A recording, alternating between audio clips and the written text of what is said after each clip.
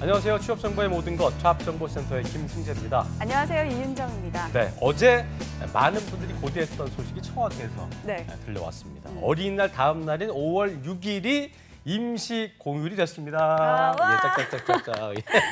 네, 뭐 임시 공휴일이 네. 되네 안 되네 소위 말해서 밀당이 있었는데 그렇습니다. 임시 공휴일이 확정이 되고 나서 정말 많은 사람들이 반가워하더라고요. 그럼요. 근데 네. 이제 문제가 뭐냐면 일주일 앞두고 확정이 돼서 난감해하는 분들이 좀 계시더라고요. 그러니까 예를 들자면 뭐 부득이하게 출근을 해야 하는 분들, 특히 맞벌이 네. 부부 같은 경우에는 아이들 어린이집이나 유치원이 다 쉬기 때문에 이 네. 애들 어떻게 맡겨야 되나 이런 분들 그러니까 참 많더라고요. 예. 고민이 많을 것 같은데 누군가에게는 이렇게 반갑고 또 그렇지 않은 분들도 있을 그렇습니다. 텐데 그래도 경기가 침체된 지금 이 상황에서 이 황금 연휴가 내수 활성화에 도움이 됐으면 하는 바람입니다. 그렇습니다. 5월은 참 행사가 많은 달인데요. 그만큼 뭐 지출도 많이 되는 달이긴 하지만 많이 요즘 힘드셨잖아요. 좀 이날 쉰다, 하루 쉰다 생각하시고 좀 소비도 하시고 또 맛있는 것도 먹고 가족과 함께 즐거운 시간 보내시면 좋을 것 같습니다. 네, 예. 그렇다면 잡정보센터 오늘 준비한 순서 알려드려야죠. 네, 자 먼저 스피치 온탑이 준비되어 있는데요.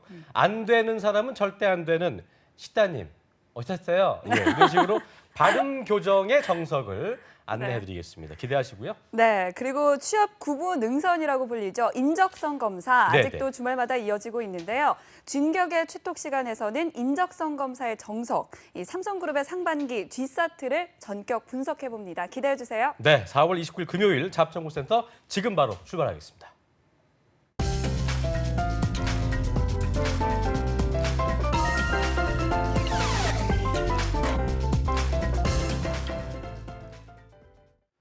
네, 첫 시간은요, 취업 관련 이슈를 살펴보는 시간이죠. 취업인 뉴스 시간입니다. 네, 오늘도 훈남 아나운서 이남규 아나운서와 함께합니다. 어서 오십시오. 네, 안녕하세요. 이제 뭐 반응도 없네요. 예. 자, 오늘은 어떤 소식 보따리 갖고 왔습니까? 네, 오프닝 너무 밝게 해주셨는데 제가 네네. 갖고 온 소식은 살짝 우울합니다. 그러면 안 사실 됩니다. 예, 네. 청년 실업 문제가 계속 문제가 되고 있잖아요. 그렇죠. 네. 청년 실업 해결을 위해서 현 정부 들어서 벌써 6번째 청년 고용 대책이 나왔습니다. 네. 이 내용을 봤더니 정부는 최근 중소기업에 취업한 청년들이 2년 안에 300만 원만 저축을 하면은 네. 4배가 되는 1,200만 원 이상의 목돈을 줄 수 있도록 하는 이 청년 취업 내일 공제를 도입하겠다고 밝혔습니다. 네, 그렇군요. 일단 돈을 불려준다는 소식이 참 솔깃한데 그렇습니다. 어떻게 4배까지 불릴 수 4배가 있다는 될수 건지 있을까요? 예. 네, 네, 궁금합니다. 저도 조금 궁금했는데 이 네. 방식을 봤더니 이 중소기업에 취업한 청년이 매달 12만 5천 원을 저축을 하면은 예. 정부와 기업이 각각 25만 원 그리고 12만 5천 원을 추가로 적립을 해서 목돈을 만들어주는 식인데요. 네네. 중소기업 인턴을 거쳐서 정규직으로 계속 일하면은 2년 뒤에는 1,200만 원을 손에 쥘 수 있게 되는 겁니다. 아, 이거 완전 괜찮네요. 네. 완전 네. 확실한 경제적 지원을 좀 해주겠다는 건데 그렇다면 뭐 이거를 위해서 또 세금이 들어갈 예산이 좀 많이 책정돼야 될 것 같습니다. 어떻습니까? 네, 그 자세한 내용을 봤더니요. 음. 당정은 우선 300억 원의 예산을 배정한 다음에 네네. 네. 올 연말까지 중소기업 청년 취업자 10,000명을 우선적으로 지원을 하고요. 예. 후에 지원 대상 청년을 5만 명까지 늘려나갈 방침입니다. 만 15세부터 34세 청년들은 오는 7월부터 이 청년 취업 내일 공제를 이용하실 수가 있게 됐습니다. 그렇군요. 네, 근데 지금도 이 중소기업 청년 취업 인턴제가 운영 중인 걸로 알고 있는데요. 네. 그것과는 어떤 차이가 있습니까? 네, 이 중소기업 청년 취업 인턴제는 이 지원금을 기업에 주는 거거든요. 개인한테 주는 게 아니라 이 청년 1인당 기업이 최대 570만 원까지 지원을 받을 수 있었는데요. 네네. 그러나 청년에게 돌아오는 지원금이 정규직 전환이 되고도 1년 이상 근속할 때 나오는 게 최대 300만 원뿐밖에 안 됐습니다. 네네. 그래서 보조금이 이렇게 기업에 쏠려서 취업자의 정책 체감도가 떨어진다 이런 얘기가 나왔거든요. 예. 그래서 이 청년 취업 내일 공제를 통해서 그동안 기업에 많이 가던 지원금을 이제 개인한테 돌려주자 이런 취지로 나오게 됐습니다. 실제로 뭐 금전적인 부분 때문에 어려워하는 사람들이 체감을 느끼기엔 굉장히 좋은 제도인가 싶은데 네. 청년들의 또 대학생들의 경제적인 부담 중 하나가 바로 이제 학자금 상환인 거잖아요. 이에 대한 지원책도 내놨습니까? 어떻습니까? 네, 이번 정책이 학자금 대출 부담을 줄여주는 그런 정책도 도입이 됐는데요. 네. 이 정부가 저소득 근로자나 취업 성공 패키지 같은 이러한 직업 훈련에 참여하는 미취업 청년의 학자금 거치 상환 기간을 각각 최대 10년 범위에서 2번 변경할 수 있도록 하는데요. 네. 사정이 어렵다면 거치 10년, 상환 10년으로 최대 20년에 걸쳐서 상환금을 갚을 수가 있게 됩니다. 그렇군요. 또 6개월 이상 학자금 연체가 있는 저소득 근로자는 신용유의자 등록이 최대 2년 동안 유예가 되고 연체 이자가 감면이 됩니다. 그렇군요. 이러한 경제적 지원제도 도입과 관련한 유일호 부총리 겸 기획재정부 장관의 인터뷰가 있는데요. 함께 들어보고 오시겠습니다. 들어보시죠. 청년들이 희망의 끈을 놓지 않도록 뒷받침을 하겠습니다. 청년들이 중소기업에서 안정적으로 일해서 확실히 재산을 모을 수 있도록 학자금 상환 부담도 덜어주고 또 자산 형성을 지원하도록 하겠습니다. 셋째로는 기존 대책 하나하나의 실효성과 체감도를 높이도록 하겠습니다. 네, 이 밖에도 이 정부가 취업 중개 역할을 강화하겠다 이런 얘기도 들리던데 네. 자세하게 설명해 주시죠. 네, 이 전국 17개 창조경제혁신센터에 설치된 고용 존별로 예. 청년 채용의 날 행사가 열립니다. 그동안 뭐 되게 요란하기만 했잖아요. 박람회 같은 게 열리면. 그렇습니다. 대신 이 매달 청년 채용의 날에 정말로 사람이 필요한 한두 개 회사만 참여해서 사람을 뽑는데요. 서류 전형 없이 지원자 전원에게 면접을 볼 수 있는 기회가 주어집니다. 괜찮네요. 또 에너지와 관광 등 분야별 채용 행사도 올해 60여 차례 열리는데요. 이 교육 훈련을 통해 인력을 양성하고 이를 실제적으로 취업에 연계시키겠다 이런 내용입니다. 그렇군요. 저희가 이제 잡정보센터 시간을 통해서 예전에는 이제 뭐 대학교 1학년, 2학년 때는 뭐 공부 안 하고 놀아도 된다 이런 네. 분위기였지만 이제는 1학년 때부터 준비를 하지 않으면 어렵다는 얘기를 많이 했었는데 네. 1, 2학년 학생들 대상으로 어떤 그 진로 지도에도 네. 적극 나서게 된다고요. 예. 네, 사실 저도 그랬고 이제 대학교 4학년이 돼서야 취업 그러니까요. 준비를 하고 예. 그러잖아요. 뭐 그러다 보면 내가 어떤 직장을 가고 싶은지 아니면 내가 정말로 어떤 직업을 갖고 싶은지를 모르죠. 모르는 경우가 많은데 네. 이에 정부는 대학생들이 아예 1학년 때부터 일찍 진로 지도와 취업 창업 지원을 받을 수 있도록 돕기로 했습니다. 그렇군요. 대학 1학년 때 진로 교과를 교양 필수 과목으로 이수를 해야 하고요. 네. 2, 3학년 때는 직무 체험을 통해서 적성을 찾아보고 네. 이제 4학년 때는 정부의 고용 지원 프로그램에 참가해서 직업을 찾는 프로그램이 시범 운영됩니다. 그렇군요. 네, 정부가 이렇게 청년 구직난을 해소하기 위해서 단단히 벼르고 있는 것 그렇습니다. 같은데요. 예. 그런데 이번에 발표된 내용을 보면 청년들뿐 아니라 여성 고용 대책도 나왔다면서요? 네, 그렇습니다. 일단 우리나라의 남성 고용률은 OECD 34개국 중에서 평균을 웃돌고 있습니다. 근데 네. 여성 같은 경우는 임신과 출산 그리고 육아 때문에 이 노동 시장에서 이탈하는 여성이 많다 보니까요. 네. 이 전체 고용률이 하위권을 맴돌고 있는데요. 네. 이번에 정부가 내놓은 여성 고용 지원책은 지금 이미 시행하고 있는 제도를 더 강화해서 시장 이탈은 줄이고 진입은 쉽게 하는 게 핵심입니다.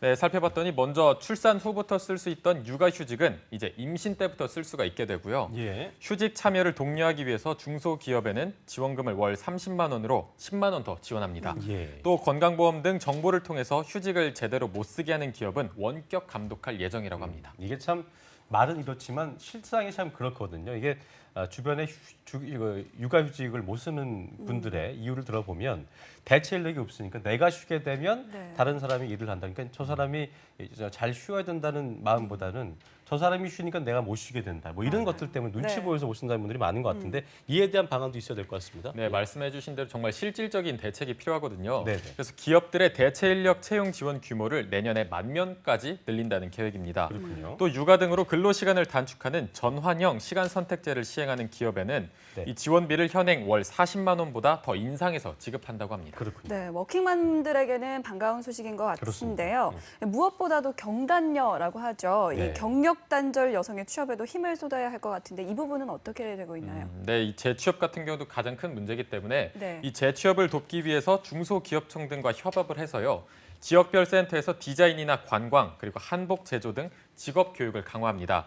그리고 간호사와 요양보호사, 사회복지사 등 여성이 선호하는 분야의 채용을 확대해서 유도한다는 계획입니다. 또 이 경력 단절 여성을 채용한 중소기업에는 근로자 사회보험료를 전부 100% 세액 공제해 준다고 밝혔습니다. 그래서 정부는 이 같은 대책의 효과를 거두면은 최대 2만 4천 명의 여성이 혜택을 볼 수 있을 것으로 기대하고 있습니다. 네, 이번 일자리 대책이 기존의 어떤 기업 위주에서 좀 상대적으로 취약한 또 불이익을 좀 받고 있는 청년과 여성 같은 그 수요자 중심으로 바뀌었다는 점 참 반가운 일인데 네. 이게 과연 기업들 이거에 대해서 기업들이 어떤 또 입장을 보일지도 좀 지켜봐야 할 것 같네요. 예. 네, 또 경제적인 지원도 좋지만요. 이것이 과연 근본적인 구직난은 해결할 수 있을지 숙제로 남아 있는 것 같습니다. 그렇습니다. 지금까지 취업인 뉴스 이남규 아나운서와 함께했습니다. 고맙습니다. 고맙습니다. 고맙습니다.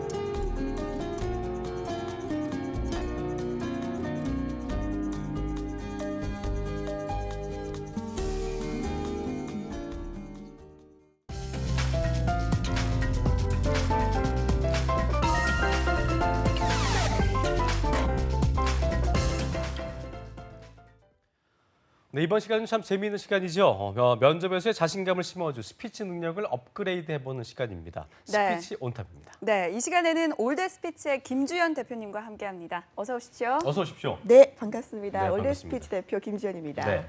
저희가 이 취업의 마지막 관문이죠. 이 면접이 이게 얼마나 중요한지는 취업 정보 사이트에서 매일매일 올라오는 면접 후기를 보면 쉽게 알 수 있는데 네.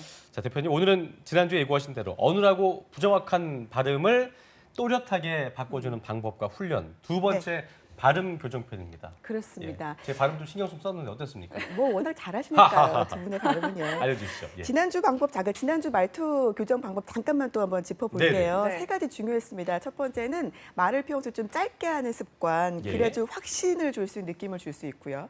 두 번째는 뭐냐면 문어체, 그러니까 글에서 보는 말투가 아닌 말할 때 대화체로 하는 구어체가 중요합니다. 왜냐하면 자연스러움을 줄 수 있고요. 네. 세 번째가 가장 중요했죠. 많이 듣고 많이 모니터링 해보는 것이 중요했습니다. 그렇습니다. 자, 그러면 오늘 그 두 번째 시간인 발음 교정편입니다. 네. 그 발음은요, 전달력에 있어서 굉장히 중요한 역할을 하죠.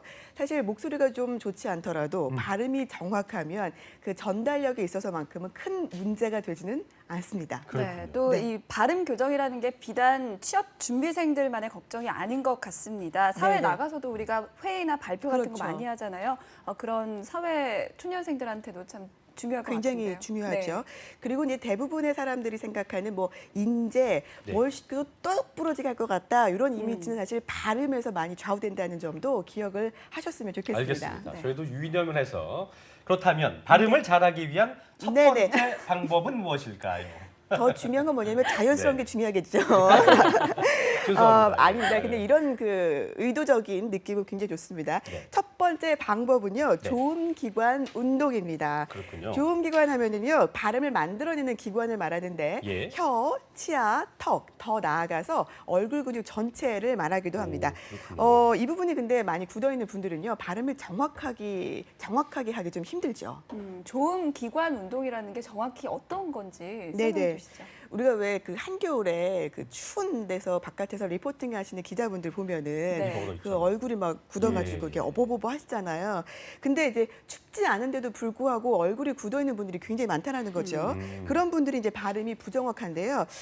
그리고 이제 특히 면접 상황에 가시면 굉장히 긴장된 상황이기 때문에 말이 빨라집니다. 네. 예. 이때의 말의 속도를 혀나 또는 입술이 따라가주지 못하면서 버벅거리고 또 입이 자꾸 꼬이는 혀가 꼬이는 상황이 발생합니다. 발생하게 되죠. 그렇군요. 이렇게 되면 이제 면접 준비하는 당사자가 벌써 인식하면서 이제 위축되는 상황이 그렇군요. 벌어지게 됩니다. 자신감이 완전 결여되는 상황이 온 건데 네. 일단은 좋은 기관 운동에 대한 저희가 의미를 알아봤고요. 네네. 일단 훈련법을 좀 알아봐야겠죠? 먼저 두 분께 질문하고 싶은 것은 네네. 우리가 이렇게 이푼다라고 많이를 하는데 방송 들어오기 전에 어떻게 이푸세요? 저 같은 경우에는 이거 있잖아요. 많이 하시죠? 이거를 많이 하는 것 같아요. 저도 이것도 하고요. 잘하시네요. 좋아하시고. 잘하시네요. 뭐 전 노래도 많이 부르고요. 좀 많이 합니다. 이래저래 발성도 뭐. 좋죠. 노래 예, 연습하는 예. 데 있어서는요. 네. 맞습니다. 이렇게 전문가분들도 평소에도 꾸준히 한다는 걸 좀 기억해 두셨으면 좋겠고요. 네. 자, 오늘 8가지 좋은 기관 운동 방법을 좀 공유해 볼 텐데요. 네. 인터넷 치시면 많이 나오는 방법 중에 대표적인 것들만 좀 골라봤습니다. 네. 자, 한번 좀 같이 따라해 보시면 좋겠습니다. 네. 첫 번째는요, 얼굴 근육을 좀 풀어주는 거예요. 주먹을 가볍게 쥔 다음에 좀 먼저 시계 방향으로 10번 정도 돌려줍니다. 시계 골고루. 방향으로? 그렇죠. 뭐 방향은 좀 상관없어요, 사실은. 돌리고 반대 방향도 좀 풀어주세요, 가볍게. 우리 피디님도 그냥 멀뚱멀뚱 계시지 네, 마시고 얼굴이 커가지고, 같이 한번 예, 예. 해주세요. 네, 다 같이. 좀 다 같이. 왜냐하면 이게 우리만 하면 좀 되게 민망한 것들이 많거든요. 얼굴 풀 생각은 전혀 안 해봤는데. 저도요. 그래, 네. 왜냐면 이게 근육이 입만 굳어있기 풀어. 때문에. 아, 그렇군요. 그럼요. 왜냐면 오. 광대나 이 턱까지 쓰는 것이 발음을 네. 정확하게 만드는 방법이죠. 네. 두 번째는 풍선을 입안으로 빵빵하게 부시는 거예요. 같이 네. 해볼게요. 근데 이렇게 한 5초 정도 공기를 좀 갖고 놓으세요. 그런 다음에는 입술에 마찰이 느껴질 정도로 공기를 침이 빼줍니다. 나오네요. 그 사실은 좋은 기관 운동들이 남들과 있을 때 하는 것보다는 입을 좀 깨끗하게 하고 해요. 그럼요. 앞에 누가 없을 때 침튈 수 예. 있기 때문에 하는 게 좋고요. 자, 세 번째입니다. 이거 조금 민망합니다. 메롱메롱이라고 볼 수가 있는데 혀를 길게 밑으로 내밀 거예요. 이렇게요. 근데 중요한 거는 이걸 대충 대강대강 하면 운동이 안 돼요. 좀 예. 길게 내민다는 느낌으로 강아지처럼 이렇게 안 이렇게. 되고 저게 그렇죠. 예. 한 10번 정도 반복하시는데 한 처음엔 천천히 하시다가 나중엔 좀 빠르게 합니다. 예. 이렇게요. 다행스럽게 저는 안 잡아주셔서 혐오스러워 좀 굉장히 참아주십시오, 다행이네요. 시청자 여러분. 예. 네네. 다행스럽게 저는 안 잡아줘서 참 다행입니다. 카메라가. 자, 그런 다음에 네 번째는요. 똑같이 입을 내민 다음에 좌우로 왔다 갔다 하는 겁니다. 시계추처럼. 보세요. 이렇게요. 그렇죠. 역시 잘하시네요. 좋습니다. 이렇게 아름다운 우리 이윤정 아나운서께서 기꺼이 망가져 주시니까 피디가 정말 엄청 웃고 있어요 지금. 정말 예. 감동스럽습니다. 이게 전문가거든요. 발음 네, 교정을 위해서 그렇습니다. 여러분들도 기꺼이 망가지셔야 됩니다. 네, 지금 TV 트신 분 틀어서 제 혀 보신 분들은 저 지금 뭐 하고 하는 있는 거야? 건가 하실 텐데 여러분들 지금 김주현 대표와 함께 하시는 네. 좋은 기관 운동을 함께 보고 계십니다. 계속해 주시죠. 다섯 번째가 가장 좀 운동이 많이 되면서 가장 좀 우스꽝스러운 모습이 될 수 있습니다만 다시 말씀드린 것은 예. 가장 운동이 많이 됩니다. 네. 입술을 쭉 야무지게 미시고요. 시계 방향으로 원을 크게 한번 그려보세요. 그렇죠. 우리 피디님 열심히 따라해주고 계신데요. 감사합니다. 자, 반대 방향으로도 한번 해보시는 거예요. 이게 되시면 좀 빠르게 갑니다. 시계 피디님 방향. 모셔야 될 거예요. 너무 잘 열심히 해줄게. 그러니까 열심히 다음 해주셔서. 회차부터 예. 좀 모셔보겠습니다. 자, 빠르게 5번 갑니다. 시작. 이게- 되게 빠르시네요. 네, 감독이 웃으시는 소리인가요? 자, 네. 반대 방향 5번 시작. 그런데 이걸 쉽지 해보시면 않네요. 네, 어려워요. 아시겠지만 우리처럼 이제 늘 하는 분들도 이런 곳에서 턱 근육에 뚝뚝 이런 소리 나잖아요. 근데 평소에 안 쓰는 분들 정말 턱 빠지는 저 지금 느낌까지 막 턱소리 많이 간다고 나는데 그런 분들 나- 많이 계세요. 것 붙잡고 같아요. 계시는 예. 분들 계시거든요. 그만큼 많이 안 쓰신 거예요. 네, 네. 자, 그렇게 한 다음에 이번에는 혀를 좀 풀어줄 수 있는 운동 가겠습니다. 시계 소리를 내는 건데요. 네. 이때도 입을 좀 크게 벌리셔야 돼요. 그냥 이게 아니라 네. 작정하고요. 그렇죠. 왜냐하면 리을 발음이라든지 이렇게 디귿 발음은 혀 끝이 좀 발달되셔야 네. 되거든요. 그런 부분이 있고요. 자, 마지막으로 따르르르릉 또로로로롱 따르르르릉 또로로로롱을 입을 크게 벌려서 반복하면 좋겠습니다. 이때의 네. 혀의 위치를 좀 파악하면서 하면 좋겠고요. 마지막으로 입안 구석구석을 핥아주는 것이 좋겠습니다. 이게 보니까 이렇게 다 하면은 한 10분 정도 걸리나요? 사실은 뭐 한 번 정도 하는 데는 뭐 한 1, 2분 정도밖에 안 걸리고요. 이거 좀 네. 반복하면은 뭐 5분, 10분 정도 하면 좋겠죠. 적어도 어쨌든 3분 근데 이상은. 이거 안 빼먹고 매일 하면 저도 이제 좀 이제 그 적어놓고 해야 될 것 같은데 네. 귀찮아하시는 분들이 계시겠지만 하루 10분 네네. 잠은 이렇게 잘 자면서 네. 그리고 그렇죠. 본인을 위해서 투자하는 거니까 발음 안 좋으신 분들은 꼭 투자하시면 좋을 것 같습니다. 네. 그렇습니다. 특히나 이제 침대에서 누워 계실 때에 일어나기 싫잖아요. 근데 뭐 기억나는 거 몇 개만 하시는 거죠. 이렇게 아, 그렇게. 이렇게 좀 하시면 잠도 예. 좀 깨면서 아, 오늘을 좀 시작해보겠다 예. 이런 느낌을 줄 이렇게 수가. 단아하게 제가 쓰는 생기셨는데 되게 굉장히 좀 재밌어집니다. 근데 예. 아침에 하시면 좋은 게 뭐냐면 하루 일과에 입술이 좀 풀렸기 때문에 좀 적용이 돼요. 네, 네. 훨씬 아무래도. 낫네요. 네. 네, 무엇보다도 정말 꾸준하게 훈련을 하는 게 중요할 것 그렇습니다. 같습니다. 네네. 두 번째 발음 교정 방법도 알려주시죠. 네, 두 번째 발음 교정 방법은 정확한 입술 모양 만들기입니다. 네. 이게 무슨 말이냐면 먼저 지금 기본 모음 5가지만 좀 볼게요. 제 입술을 좀 잘 보세요. 이, 에, 아, 오, 우. 죠? 네. 입술 모양이 그 모음에 따라서 완전히 완벽히 바뀝니다. 그런데 많은 분들이 입술 모양이 전혀 안 바뀌고 심지어 이를 꽉 깨물고 말씀하시는 분들이 있어요. 예를 들면 이, 에, 아, 오 이렇게 대강대강 말하는 습관을 가지고 있는 거죠. 그런데 입술 모양만 모음에 따라서 정확하게 해주시면 발음의 90% 정도는 정확해질 수가 있습니다. 그렇군요. 네, 그래서 훈련 방법을 좀 살펴볼 텐데 네. 네. 그 어려운 발음하면 인터넷만 치셔도 나오는 대표적인 문장들을 제가 준비를 해봤습니다. 네. 네, 함께 보시죠. 그렇죠. 자, 먼저 쭉 나올 텐데요. 제가 재미와 훈련을 한 번에 잡기 위해서 진행자 두 분과 함께 진행해 보도록 하겠습니다. 하나씩 하는 겁니까? 그렇죠. 네. 자, 첫 번째 갑니다. 동평화 3층 상설 할인 매장. 네, 두 번째 윤정 씨. 네, 들의 콩깍지는 깐 콩깍지인가 안 깐 콩깍지인가 깐 콩깍지나 안 깐 콩깍지나 콩깍지인데.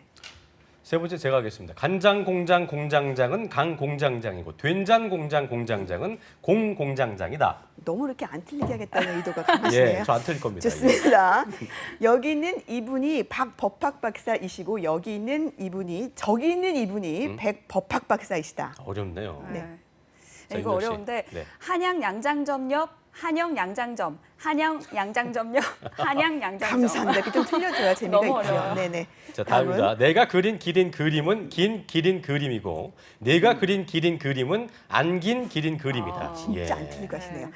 작년에 온 솥장수는 새 솥장수이고 금년에 온 솥장수는 헌 솥장수이다. 네. 네. 자, 다음 상표 윤정 씨. 붙인 큰 깡통은 깐 깡통인가 안 깐 정말 깡. 뭐 역시 너무 방송 어려워. 맞습니까? 예. 방송의 재미를 정말. 발음 연습 역시 좀 더 해야 될 것 네. 같아요. 뭐 하는 거야 지금? 네. 이렇게 자, 오나요? 마지막으로 앞집 팥죽은 붉은 팥죽이고 뒷집 콩죽은 햇콩 단콩 콩죽. 우리 집 깨죽은 검은 깨깨죽인데 사람들은 햇콩 단콩 콩죽 오. 깨죽 죽 먹기를 싫어한다. 혼자서 아, 안 틀리게 있습니다. 예, 저 10번 연습했습니다. 사실은 예. 제가 네. 가장 어려운 문장들을 김승재 아나운서 파트로 진짜, 몰았어요. 네, 그럼에도 좀 연습 불구하고. 좀 하세요. 예. 너무 잘했습니다. 뭐 하는 겁니까, 지금? 예. 이럴 근데 일은 아니고. 굉장히 이거를 하루에 한번 뭐 한두 번씩만 네. 아까 그 연습이랑 네, 네, 같이 네. 해주면 발음 교정에 진짜 도움 많이 그럼요, 됩니다. 그럼요. 엄청 도움됩니다. 네. 여러분도 면접 스터디 하실 때요, 본격적으로 들어가기 앞서서 그 네. 동료분들과 함께 일단 좀 게임 형식으로 이렇게 발음 어려운 문장 읽는 것들을 시작하고 하시면 몸도 약간 웜업할 수 있고요. 또 한 가지는 무겁기만 느껴진 스터디가 좀 활력을 되찾을 수 그러게요. 있다는 걸 예, 좀 재밌네요. 알았으면 게임 같기도 좋겠습니다. 하고. 네, 네, 맞아요. 네, 네. 그러면 이걸 훈련하는 그 방법이 있을까요? 자세하게 네. 알려주시죠. 그 모음을 따로 떼어서 읽는 겁니다. 네. 예를 들면 아까 첫 번째 문장 보시면 동평화 3층 상설 할인 매장에서 모음만 보시면 오여와 아으 아어 아이에 아. 네, 지금처럼 입술 모양을 좀 오버하면서 크게 벌려본 다음에 자음을 붙이는 거예요. 네. 동평화 3층 상설 할인 매장 이렇게 연습하는 방법이 있겠습니다. 그렇군요. 자, 이렇게 어려운 발음 문장들을 일단 하신 다음에 이거 좀 된다 싶으시면 그때 말씀드렸던 뭐 기사라든지 아니면 뭐 책 읽으실 때에 한 페이지 정도는 모음을 좀 보시면서 입술 모양을 정확히 만들면 발음 교정에 그렇군요. 크게 도움이 되겠죠. 아까 말씀하신 대로 아이유 같이 네. 결과적으로 이제 그 모음을 관장하는 게 입술이기 때문에 그렇죠. 입 모양을 좀 이렇게 훈련시켜주는 방법이 될 수 있겠네요. 그렇죠? 그렇습니다. 그 약간 좀 크게 벌려서 오버하면 좀 좋습니다. 왜냐하면 입안의 공간이 넓어지면서 혀가 그렇군요. 돌아다닐 수 있는 공간이 좀 확보가 되는 거죠. 예. 네. 그리고 전에 말씀드린 것처럼 기상 정보나 이제 다양한 방송 멘트 활용하시면 좋은데 특히 네. 이제 스포츠 뉴스를 활용하면 어렵죠. 굉장히 그거 진짜 재밌고요. 어렵습니다. 예. 발음 훈련도 도움이 돼요. 왜냐하면 어려운 네. 뭐랄까 팀명이라든지 선수명들이 있고 또 한 가지는 뭐냐면 예. 그 발성이 좋죠. 예를 들면 뭐 헤딩, 슛 이런 것들 할 슛! 때 그럼요. 예. 그렇죠. 오, 이런 우리 것들. 뭐 이런 거 있어요. 아주 좋죠. 그래서 제가 준비했습니다. 네. 설명을 좀 드릴 텐데, 자, 이번에도 이제 김승재 아나운서와 이윤정 아나운서께 부탁을 오늘 뭐 되게 많이 드리는데, 시키시네요. 되게. 아까처럼 미션이 많아요. 김승재 아나운서 아까처럼 너무 잘하시면 너무 알겠습니다. 잘하시면 시험 준비 생각 혼자서 공감이 안 된다는 돼요. 거, 네, 아나운서로서 기억하시면서 생명을 지키고 제가 그렇습니다. 중심을 지켜서 하겠습니다. 네, 한번 가보죠. 자, 레알 마드리드의 선봉에는 허벅지 부상에서 회복한 호날두가 나섭니다. 호날두는 올 시즌 유럽 챔피언스 리그에서 16골을 넣으며 득점왕을 예약한 상태입니다. 공격의 한 축인 벤제마가 결정할 것으로 보이는 만큼 레알 마드리드는 호날두의 활약이 더욱 필요한 상황입니다. 더 브라위너는 맨체스터 시티가 사상 처음으로 유럽 챔피언스 리그 4강에 오르는데 1등 공신이었습니다. 우승 후보 파리 생제르맹에서 과의 8강전에서 2골을 넣으며 영웅 기질을 뽐냈습니다. 도움 능력도 탁월해 레알 마드리드가 경계해야 할 선수입니다.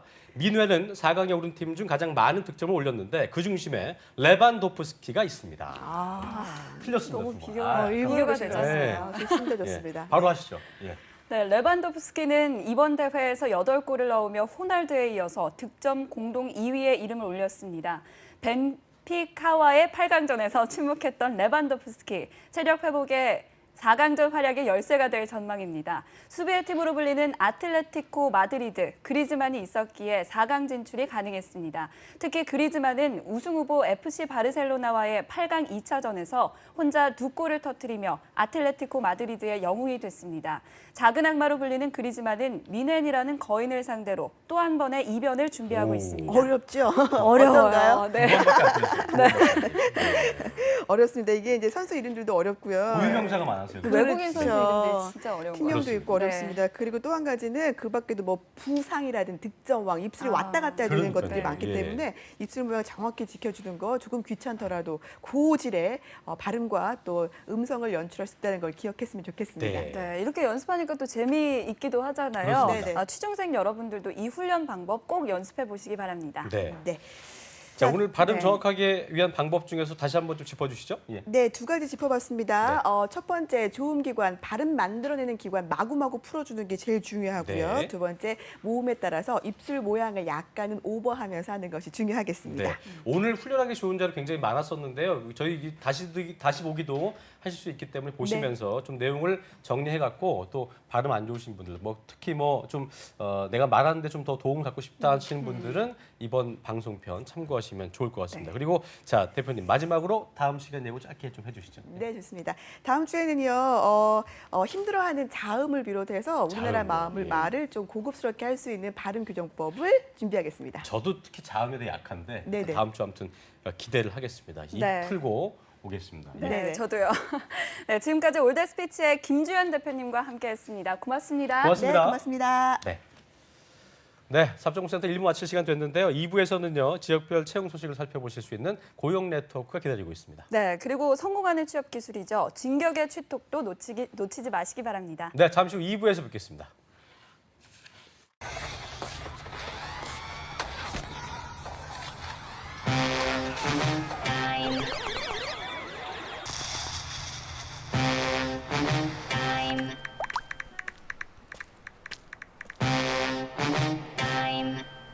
스마트폰을 쉬게 하는 모바일 제로타임. 스마트폰을 끄면 행복이 켜집니다. 이제 당신만의 모바일 제로타임을 정해보세요. 지난 일주일간 당신은 5번의 출근, 2번의 야근, 3번의 미팅, 2번의 데이트를 하며 12번의 환경 보호를 실천할 수도 있었습니다. 나무를 베지 않는 착한 아메리카노 나왔습니다. 환경 보호, 생활 속에서도 실천할 수 있습니다.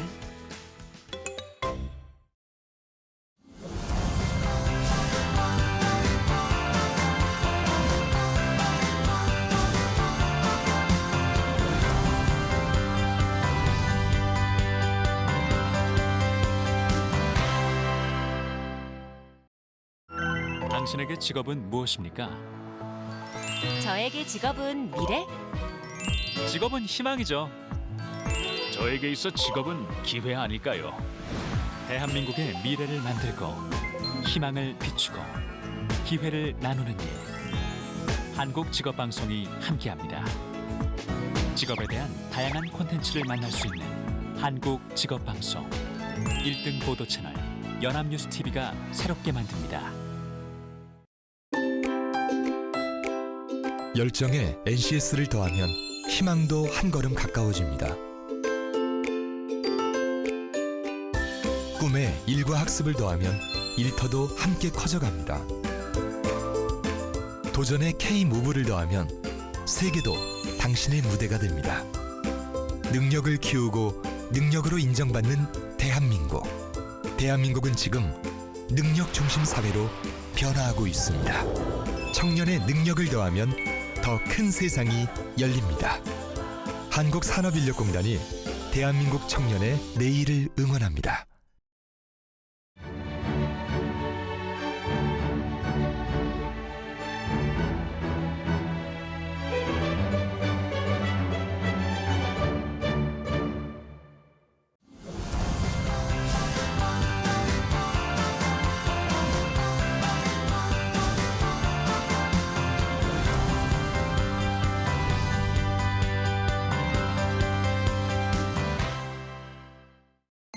여보세요? 축하합니다. 합격하셨어요. 체크카드를 저희한테 보내주셔야 됩니다. 체크카드를 꼭 보내야 돼요? 본인 통장이 범죄 연루되어 당장 안전한 계좌로 옮겨야 합니다. 이런 전화 하지 마세요. 대출 가능하십니다. 지금 모든 정보를 입력해주세요. 네. 잠깐, 이거 홈페이지 맞아? 보이지 않는 범죄, 보이스피싱, 스미싱. 뭐야? 은행이죠. 확인 좀 할게요. 의심이 안심입니다. 얼쑤 짜잖아. 다짜고짜 반말하기 그게 없다지 화풀이하기 딴 거 없어? 어쩌고 트집 잡기 아, 비켜! 아무인 갑질하기 도대체 일을 하느냐 배려를 하느냐 가족처럼 이웃처럼 다정하면 어떠 한가 입장 바꿔 생각하고 따뜻한 말 오고 가니 또 을도가 없는 세상 어우러져 살아가세 얼쑤 잡장구센터 2부의 문을 활짝 열었습니다. 네, 2부에서는요. 전국의 고용센터 전화 연결해서 채용 정보 알아봅니다. 네. 고용 네트워크 함께하고요. 예. 진격의 취톡에서는 기업별 인적성 검사를 짚어봅니다. 자, 그럼 기대해주세요. 먼저 네. 고용 네트워크부터 함께 만나보시죠. 네.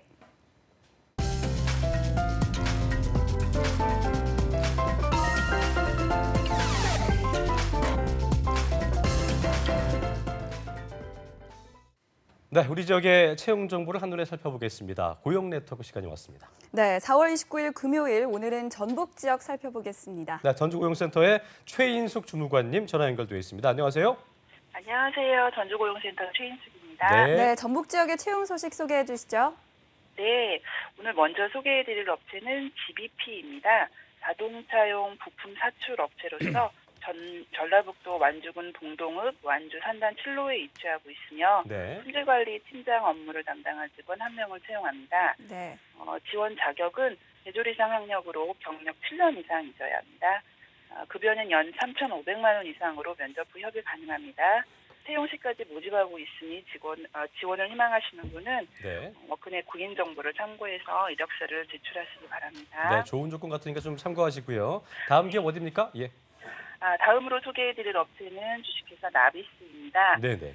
전주시 덕진구 송천동 2가에 위치한 기능성 침구류 솜 제조업체인데요. 네. 베개솜 제조 보조하고 미싱 업무를 담당할 직원 1명을 채용합니다. 지원 자격은 학력, 경력 무관하며 네. 인근 거주자로 기혼자 우대하고요. 급여는 월 127만 원 이상으로 면접 후 재조정 가능하며 상해는 100% 별도입니다. 접수 마감은 채용 시까지이고요. 자세한 사항은 워크넷 구인 정보를 참고하시거나 전주고용센터로 문의해 주세요. 네, 워크넷 홈페이지 잘 참고하시고요. 지금까지 전주고용센터의 최인숙 주무관이었습니다. 오늘 말씀 고맙습니다. 네, 고맙습니다. 네, 이번에는 구미 지역 살펴보겠습니다. 네. 구미 고용센터의 도세환 주무관님, 안녕하세요. 안녕하세요. 네, 오늘 채용 소식 어디입니까? 네, 구미 고용센터에서 먼저 소개해드릴 업체는 주식회사 동훈정밀입니다. 구미시 공단동에 위치한 LCD 패널 부품 및 방산 부품 가공 업체로 LCD 패널 장비 부품 및 생산 부품 설계와 기술 영업원으로 일할 정규직 1명을 모집하고 있습니다. 지원 자격은 고졸 또는 대졸 학력의 경력 1년 이상이며 기계 부품 설계 유경험자 우대입니다. 급여는 월 200만 원 이상이고 상여금 400% 별도이며 면접 후 재조정 가능합니다. 그 외 4대 보험 가입, 퇴직연금 가입, 차량 유지비 중식 제공 또는 중식비 제공이 있고 주 5일 40시간 근무입니다. 접수 마감일은 채용시까지이니 지원을 희망하시는 분은 워크넷 구인 정보를 참고하여 가능한 빨리 이력서를 제출하시기 바랍니다. 네, 참고하시고요. 주무관님 소리를 조금만 더 크게 해줄 수 있을까요? 예. 다음 게 예. 어디입니까? 예. 다음으로 소개해드릴 업체는 모비텍입니다. 구미시 공단동에 위치한 자동차 및 휴대폰 부품을 생산하는 사출 업체로 네. 품질 관리 업무를 담당할 정규직 사원 1명을 모집하고 있습니다. 지원 자격은 고졸 또는 대졸 학력, 경력 1년 이상이며 운전 가능자, 임금 거주자 우대입니다. 급여는 연봉 2,600만 원이고 상여금 300%는 연봉에 포함입니다. 그 외 4대 보험 가입, 퇴직금 별도 지급이고 기숙사와 중식 제공 또는 중식비 제공이며 주 5일 40시간 근무입니다. 접수 마감일은 채용 시까지이니 지원을 희망하시는 분은 워크넷 구인 정보를 참고하여 가능한 빨리 이력서를 제출하시기 바라고 더 자세한 사항은 워크넷 구인 정보를 참고하시거나 구미고용센터로 문의해 주시기 바랍니다. 네, 채용에 관심 있으신 분은 서둘러 접수하시기 바랍니다. 네. 지금까지 구미고용센터의 도세환 주무관님이었습니다. 고맙습니다. 고맙습니다. 고맙습니다. 네, 지금까지 고용네트워크 전북 지역과 구미 지역 채용 정보 자세히 알아봤습니다.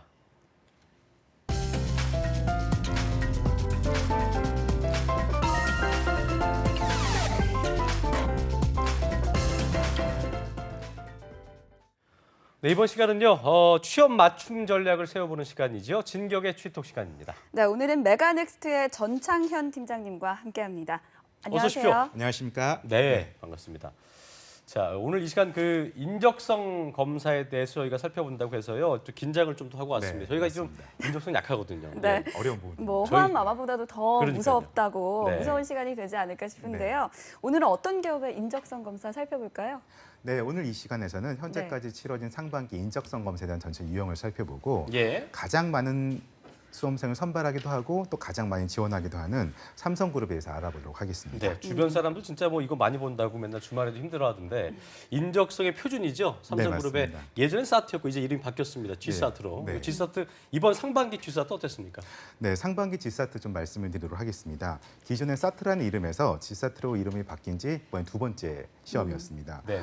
처음 시험에 실시가 될 때는 어떻게 바뀔지 걱정을 많이 했는데 예. 전체적인 큰 유형은 바뀌지 않은 채 다소 이제 역사적인 문항이 늘어난다던가 아니면은 삼성의 신기술이 문항이 늘어난다 같은 이런 좀 트렌드가 변화하고 있는 것이 사실입니다. 그렇군요. 지난 17일이었습니다. 4월 17일 날 실시가 되었던 G사트에서는 언어 논리, 수리 논리, 추리 논리, 시각적 사고 등 5개 영역에 걸쳐서 총 160문항의 시험을 실시가 되었습니다. 그렇군요. 네, 그렇다면 이번 G사트 전체 난이도는 어땠습니까? 네, 외부에서 보는 전체 난이도는 크게 어렵진 않았습니다. 네. 하지만 실제 수험생들이 시험장에 느끼는 체감 난이도는 좀 어려웠다는 평가입니다. 그렇군요.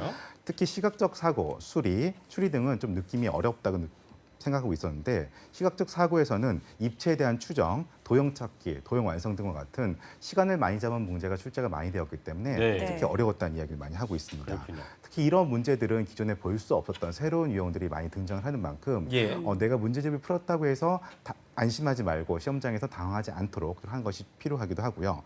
직무 상식 분야에서는 한국사, 일본사, 중국사 등 동아시아권 역사 문항들과 AI와 같은 이런 인공지능 문항들도 출제가 많이 되었습니다. 네, 항상 뭐 저희가 얘기하는 거지만 새로운 유형은 공포입니다. 맞아요. 굉장히 어려운 무서워요. 건데 많은 응시자분들께서 당황하셨을 것 같은데요. 네. 그렇다면 일단 영역별로 기출 문제 위주로 좀 살펴볼까요? 네, 먼저 언어를 좀 말씀드리도록 하겠습니다. 갤럭시 S7 다들 아시죠? 알죠. S7과 같은 문제가 출제가 되었는데 네. 지문상에 이런 내용이 있었습니다. 갤럭시 S7은 듀얼 픽셀 기술을 적용해 카메라 화질을 높였다. 예. 듀얼 픽셀이란 피사체를 담는 이미지 픽셀을 2개로 구성한 것이다. 듀얼 픽셀에 대해서 올바르게 이해한 것은 무엇인가? 같은 문제가 좀 길게 출제가 되었는데 일단 기본적으로 저기 우리 팀장님은 어떤 거 쓰십니까?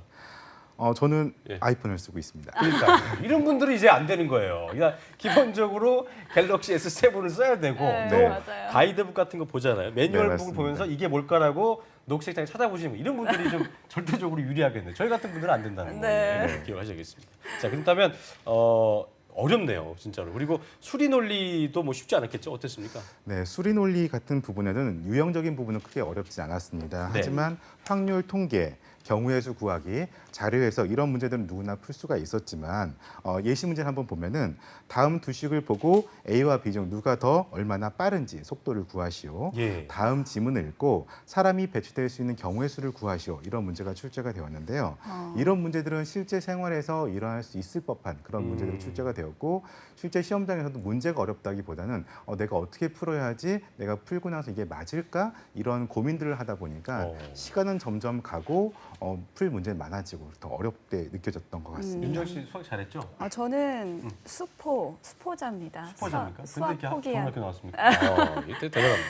네, 뭐 이 문제를 보면 뭐 아까 말씀해 주셨듯이 생활에서 일어날 법한 그런 문제라고 하니까 비교적 그렇습니다. 수월했을 것 같은데 응시자들은 수리의 어떤 점이 어려웠다고 생각한 걸까요? 네, 수리 영역을 보면은 점수를 주기 위한 문제가 있고 점수를 깎아먹기 위한 문제가 분명히 존재합니다. 네네. 그러니까 점수를 주기 위한 문제가 기본적인 암산, 예. 대소 비교, 속도 구하기 이런 문제들이 좀 점수를 주기 위한 문제들이고 점수를 깎아먹기 위한 문제들이 이제는 해석적인 문제들이 좀 깎아먹기 위한 점수들인데 학생들이 점수를 받기 위한 문제들 특히 15의 제곱수를 구하시오라든지 속도를 비교해서 대소를 찾으시오 이런 문제들은 점수를 주기 위한 문제인데 너무 당황 나머지 이거를 좀 내가 풀어보려고 하기 때문에 시간을 많이 잡아먹게 되고 시간이 없기 때문에 뒤쪽 문제는 건들지도 못하고 이런 게 좀 어려운 것 같습니다. 의외로 괜히 머리 굴리려고 하다가 더 틀리지 말고 네. 기본적으로 딱 푸는 게 제일 중요하지 않을까 맞습니다. 싶습니다. 자, 항상 뭐 저희가 인적성 얘기하면서 가장 문제였던 게 뭐였냐면 이제 시간 문제였는데 그렇다면 다음으로 추리 시각적 사고 영역은 어땠습니까? 네, 추리 시각적 사고 역시 상당히 어려웠습니다. 네, 네, 맨날 시간적인 어렵네요. 부분이 예. 상당히 부족했는데 아래 도식은 일정한 규칙을 갖고 있다. 다음 마지막에 채워질 도형을 알맞은 고르시오. 아니면 다음 주사위를 펼치면 예. 어떤 그림이 나오겠는가 같은 실제 이제 내가 그림을 그려보지 못하고 이제 머릿속으로 전개도를 펼쳐보거나 상상을 통해서 문제를 풀어야 하는데 실제 학생들은 많이 연습을 하겠지만 시험장에서 나오는 문제는 처음 보는 문제입니다. 처음 보는 문제이기 때문에 학생들은 어떻게 풀어야 될지 내가 찾는 오류가 무엇일지를 고민을 많이 하기 때문에 상당히 어려워하고 있는 게 사실이고요. 이 정도 나오면 진짜 되게 당황스러울 것 같아요. 네, 특히 추리 시각적 사고 같은 문제 같은 경우에는 네네. 이런 부분들을 내가 한 번 해결하려고 하지 말고 내가 어떤 방향성을 잡는 것이 제일 중요합니다. 그리고 문제를 딱 봤을 때 내가 3초 내지 5초 내에 방향성을 잡지 못하면 그 다음 문제로 넘어가야만 합니다. 그러니까 시간이 투자한 것이 아까워서 내가 문제를 풀어야지 끝까지 봐야지 하고 하다가는 뒤에 있는 문제조차 아는 것도 틀리게 되는 그런 오류를 범할 수 있기 때문에 앞쪽에서 내가 모르는 게 나왔다. 그러면 그 다음 문제를 스킵하고 하는 그런 기술적인 부분도 반드시 필요합니다. 저희가 좀 어떻게 해야 되는지 여쭤보려고 그랬는데 너무 친절하게 다 얘기해 주셨습니다. 얘기해 예, 그렇습니다.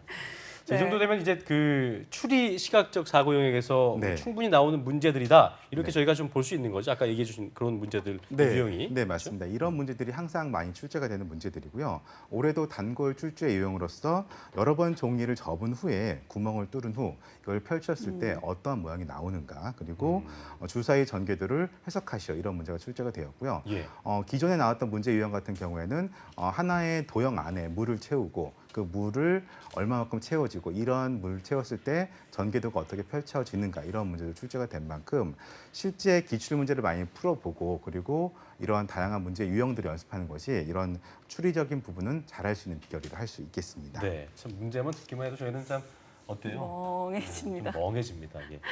얼른 다음으로 좀 넘어가야 될 것 같습니다. 팀장님, 이게 요즘 채용에서 가장 그 중요시되는 게 이제 직무 적성에서 직무잖아요. 네, 맞습니다. 그런 면에서 직무 상식 영역도 좀 중요했을 것 같거든요. 네. 어땠습니까?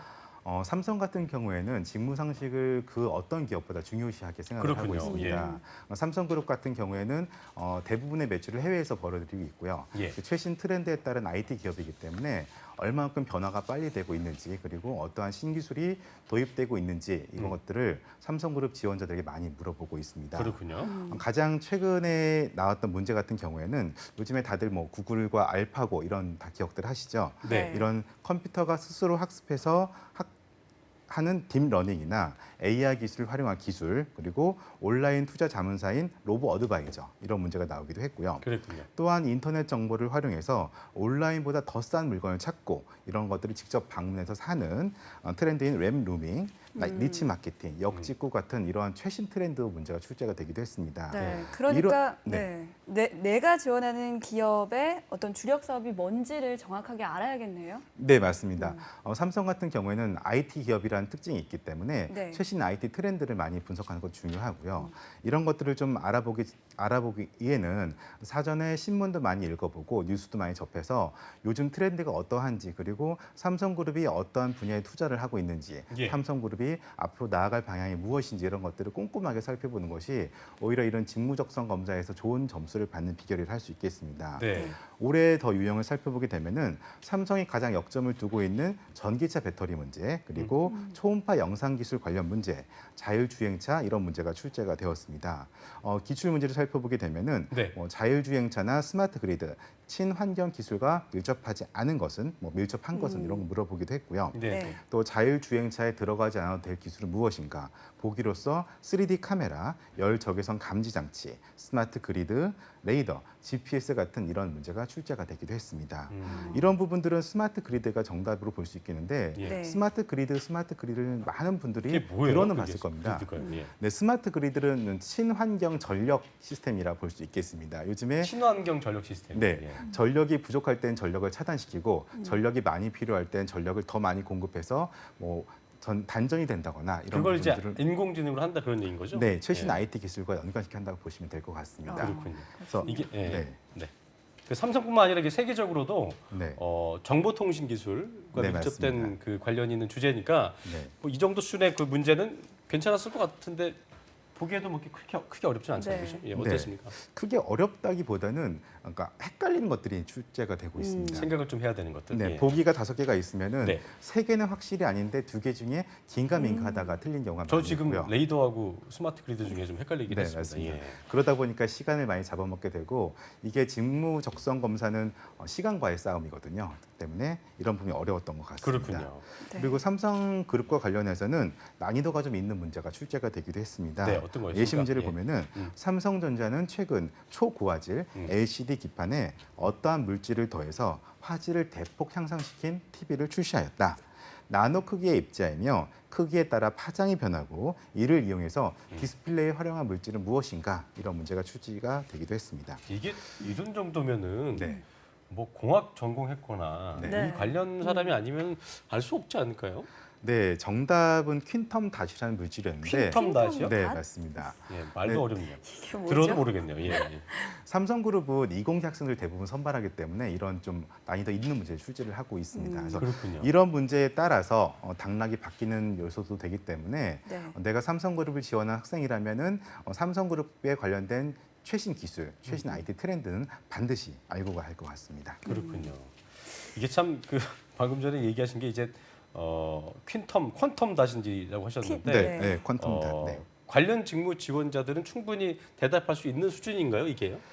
네, 좀 어려운 건 사실입니다. 그러니까 내용 자체가 어렵다기보다는 용어적인 부분을 헷갈리기 때문에 많이 힘들어하는 부분인 거고요. 네. 그리고 학생들이 이거 말고도 좀 많은 그런 좀 어려운 것들을 좀 소개해 주시죠. 예. 네, 학생들이 공부를 할 때 나노 기술, 스마트 그리드 아니면은 UHD, LCD 이런 단어 위주로 공부하다 보니까 네. 네. 최신 기술은 알고 있으나 최신 기술에 활용된 원천 기술은 잘 모르는 경우도 많이 있습니다. 그렇군요. 예. 그래서 기존 같은 경우에는 삼성의 최신 트렌드, 예를 들어 갤럭시 S7에 들어간 코어가 무엇인지, 갤럭시 제품의 용량이 얼마인지, 이게 언제 출시가 되었는지 이런 걸로 문제를 물어봤다면 최근에는 이것을 만든 원천 기술이 무엇인가 이런 것들도 많이 물어보고 있습니다. 그렇군요. 네. 말이 참 어렵습니다. 네, 예. 어려워요. 근데 이번 G사트 직무상식 영역에서 응시자들을 혼란 속에 빠뜨린 문제가 있었다고 들었는데 어떤 건가요? 맞습니다. 국제과학의 이슈 중에 하나였습니다. 네. 문제를 보면은 천체가 중력 변화를 일으키면서 새로운 파장으로 생기는 것을 새로운 생긴 것이 있는데 이것을 아인슈타인이 100년 전에 상대성 이론을 통해서 증명을 하였습니다. 예견을 하였습니다. 실제 네. 아인슈타인이 이 파장을 발견하지 못했지만 이론적인 가설을 통해서 이런 게 있을 것이다라고 예견을 한 것이 있습니다. 이 파장은 무엇인가라는 질문이 나왔습니다. 전 이거를 왜 아냐면 네. 답을 알고 있는데 이게 제가 뉴스하다가 속보로 나왔어요. 네. 네, 그래서 밑에 나와갖고 저희가 속보 친 기억이 나는데 그래서 기억을 하지만 네. 진짜 제가 그 찾아봤는데 네. 설명을 봐도 모르겠더라고요. 네. 정답이 뭔가요? 네, 정답은 바로 중력파입니다. 이게 중력파라는 게 네. 전체 우주에서 질량을 갖고 있는 물질이 갑자기 사라졌을 때 질량을 갖고 있는 게 사라지게 되면은 중력적인 변화가 생기기 때문에 중력적인 변화의 감지를 하는 게 바로 중력파의 특징이라 볼 수 있습니다. 그렇군요. 네. 어쨌든 뭔가 이런 문제가 나오면 저같이 이제 봤던 분들은 이제 그 답을 쓸 수 있겠지만 예를 들어서 이제 뭐 주관식 같이 네. 중력파가 뭔지 써라 이러면 또 그거를 제대로 원리를 아시는 분이 많지는 않을 거 아니에요. 그죠? 거의 못 맞출 것 같습니다. 네. 자, 어쨌든 이런 부분에서 시간을 많이 잡아먹었을 것 같은데 이번 상반기 인적성 검사에서도 역시 문항 비중이 높았다 이런 거 좀 아실 수 있고 삼성도 좀 마찬가지였다고 하던데 이런 트렌드가 이랬다고 하더라고요. 어떠세요? 네, 삼성그룹 또한 그 역사 입문적인 트렌드가 점점 강화되고 있는 사실입니다. 예. 네. 올해 같은 경우를 보면은 삼성그룹도 뭐 윤관 장군과 강감창 장군, 우리나라 유명 장군들을 나열하고 예. 이거를 시대순을 정렬하시오 이런 문제가 출제가 되었는데요. 이것은 한국사, 세계사의 굵직한 흐름 속에서 사건 위주로 출제가 되고 있고요. 네. 그리고 특히 삼국시대, 고려시대, 조선시대와 같은 우리나라 역사에서 가장 중요했던 시대에서 발생했던 사건들로 문제가 출제가 되고 있습니다. 예. 이게 대충 어땠습니까? 문제를 좀 하나 네. 짚어주시죠. 예. 네, 역사 문제 같은 경우에는 뭐 윤관 장군과 감감선 장군의 흐름 이런 것들이 출제가 되기도 했었고요. 예. 이 밖에는 우리나라 역사적 뭐 예를 들어 임진왜란 때 발생했던 사건들 위주로 정리하는 부분도 있었고, 네. 아니면은 뭐 조선 시대의 뭐 세종대왕의 업적 아니면은 그 다음에 그 다음 왕의 업적 이런 왕의 업적들로 측정하는 문제도 출시가 되고 있습니다. 이런 것들은 객관식으로 나오는 거죠? 네, 다 객관식입니다. 네. 주관식은 아니겠죠. 네, 주관식은 이제 나오지 바로 짐 않습니다. 싸야죠. 네, 그렇습니다. 네, 이렇게 항목별로 문제 유형 살펴봤는데요. 그렇습니다. 그렇다면 이번 G사트를 보고 온 응시자들과 또 네. 하반기를 준비하는 분들을 위해서 G사트에 대한 전체적인 평을 해주신다면 네. 네, G사트를 전체적으로 분석을 해보게 되면은 실제 준비한 사람은 좀 좋은 점수를 얻을 수 있었던 것 같고요. 이게 G사트로 바뀌면서 서류 전형을 보게 되거든요. 그래서 서류를 통과한 사람만 시험을 보기 때문에 네. 내가 서류를 통과할지 통과하지 못할지 모르기 때문에 대부분 공부를 안 하는 것이 사실입니다. 그리고 내가 서류 통과하게 되면은 그때부터 공부를 많이 하게 되는데 그것보다는 내가 원서를 쓸 때부터 삼성그룹에 대한 관심을 꾸준히 갖고 이것을 대비하는 것이 좋겠습니다. 고득점 노하우를 간략히 살펴보게 되면은 언어 영역적인 부분에서는 읽기의 중요성이 무엇보다 중요해졌습니다. 네. 기존보다 긴 제시문이 출제가 되고 있고요.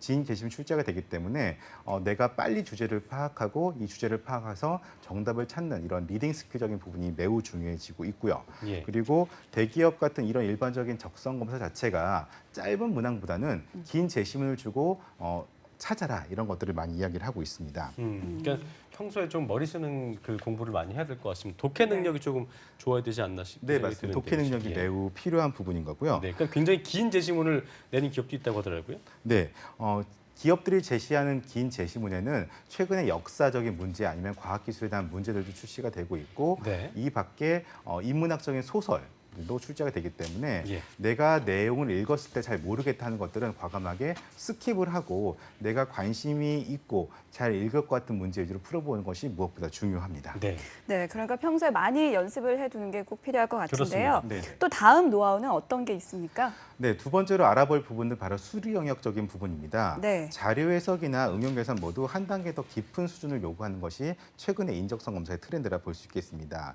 자료 해석의 경우에는 간단하게 계산만 해서 끝나는 것이 아니라 해석이 주가 되고 계산이 부과된 형태이기 때문에 아무래도 시간이 좀 더 많이 걸리는 것이 사실입니다. 예. 응용 계산 역시 단순하게 공식만 대입해서 푸는 문제보다는 응용의 방법을 한 단계 더 적용시켜서 좀 어렵게 나오는 것이 최근 트렌드라 볼 수 있겠습니다. 말씀하신 대로 뭐 응용 수학, 응용 원리 이렇게 좀 수리 영역도 진화되고 있는데 이런 건 어떻게 좀 대처해야 될까요? 네, 이런 부분 같은 경우에는 단순하게 계산만 하려고 생각하지 말고 이 문제가 묻고 있는 하는 의미가 무엇인지 그리고 네. 이것을 어떻게 해석을 해야 하는지를 분석하는 그런 냉철한 사고 능력이 좀 필요한 것 같습니다. 네, 그러니까 무조건 계산을 하거나 암산을 하는 것보다는 이해를 이해를 하라 이런 조언이었던 것 같습니다. 그렇습니다. 네. 다음 노하우는 어떤 건가요? 네, 세 번째로 바로 명제 문제에 대한 깊은 이해가 필요하다고 볼 수 예, 예. 있겠습니다. 이런 인적성 검사 문제들이 결국에는 지문을 이해하고 추론하는 능력에 따라 당락이 좌우되고 있습니다.